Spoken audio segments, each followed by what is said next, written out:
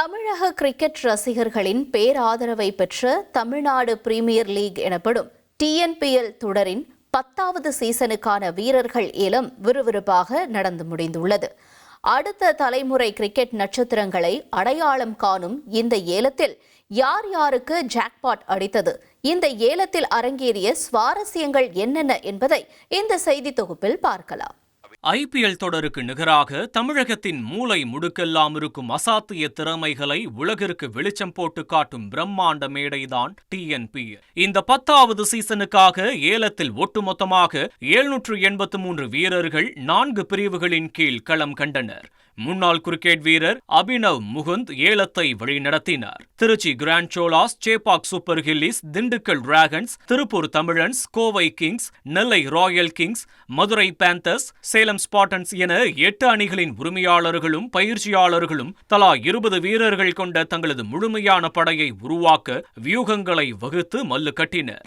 இதில் யாரும் எதிர்பாராத விதமாக 2 இளம் வீரர்களுக்கு மெகா ஜாக்பாட் அடித்துள்ளது. அமீரக சர்வதேச அணிக்காக விளையாடிவிட்டு தற்போது தமிழக உள்ளூர் கிரிக்கெட்டில் தடம் பதித்துள்ள மிஸ்ட்ரி ஸ்பின்னரான அஸ்வந்த் வால்தாபாவை தூக்க அணிகளுடைய கடும் யுத்தமே நடந்தது. இறுதியில் 14.45 லட்சம் ரூபாய் என்ற இந்த ஏலத்தின் உச்ச விலைக்கு இவரை சேப்பாக் சூப்பர் கில்லிஸ் அணி தட்டி தூக்கியது. ஆல்ரவுண்டரான முகிலேஷை தங்கள் வசம் இழுக்க பல அணிகள் போட்டி போட்ட நிலையில் நெல்லை ராயல் கிங்ஸ் அணி பிடிவாதமாக போராடி 13.7 லட்சம் ரூபாய்க்கு இவரை தன்வசப்படுத்தியது.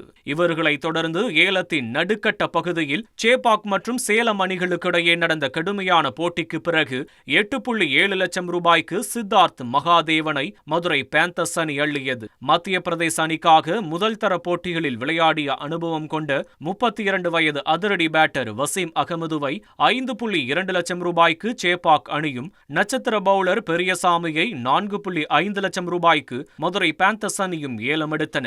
மேலும் திருச்சி அணி அதிரடியாக பவன் சூர்யாவை 3 லட்சத்திற்கும் கௌதம் தாமரை கண்ணனை 1 லட்சத்திற்கும் வாங்கியது.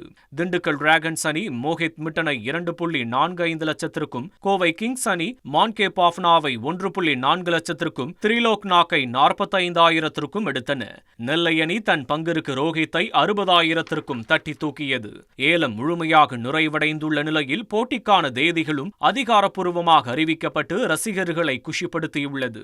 ஃபேஸ் 1 திண்டுக்கல் நத்தம் NPR கல்லூரி மைதானத்தில் ஆகஸ்ட் 4ஆம் தேதி முதல் ஆகஸ்ட் 15ஆம் தேதி வரையும், phase 2 Chennai MA Chidambaram cricket மைதானத்தில் ஆகஸ்ட் 18ஆம் தேதி தொடங்கி ஆகஸ்ட் 28ஆம் தேதி வரை இறுதிக்கட்ட போட்டிகளும் அதிரடியாக நடைபெற உள்ளன.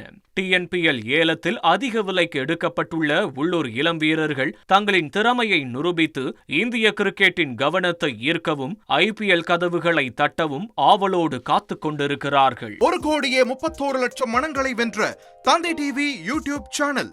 தவிர்க்க முடியாத தம்ப்நெயில், கலக்கலான கான்டென்ட்ஸ். நீங்களும் இந்த குடும்பத்தில் இணைய இப்பவே சப்ஸ்கிரைப் பண்ணுங்க. அசுரபலம் கொண்ட எங்கள் டிஜிட்டல் கரங்களில் உங்கள் விளம்பரங்களை சேர்க்க வாட்ஸ்அப் பண்ணுங்க. 8939888378. Email advtthanditv@dttv.in.